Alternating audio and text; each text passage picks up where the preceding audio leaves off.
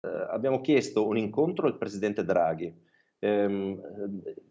Speriamo a breve di riuscire ad avere un incontro con i presidenti dei 2 rami del Parlamento. La FISM del Veneto si rivolge direttamente alla politica nazionale per chiedere un sostegno a fronte delle spese sostenute, in primis per le misure di sicurezza contro il Covid. Sul fronte Covid abbiamo, quantificato in circa il 20% in più, l'aumento che dovremmo fare della retta, cosa che non faremo. Il triage all'ingresso, il materiale per le sanificazioni, le ditte specializzate per fare le sanificazioni settimanali, sugli impianti di ventilazione meccanica controllata, ad esempio dispositivi per il trattamento dell'aria. A queste spese si aggiungono quelle legate ai costi per l'energia elettrica e il gas. Noi abbiamo il 25-30% in più di costo che annualmente sarà impossibile da ammortizzare con le risorse che abbiamo, quindi con le entrate.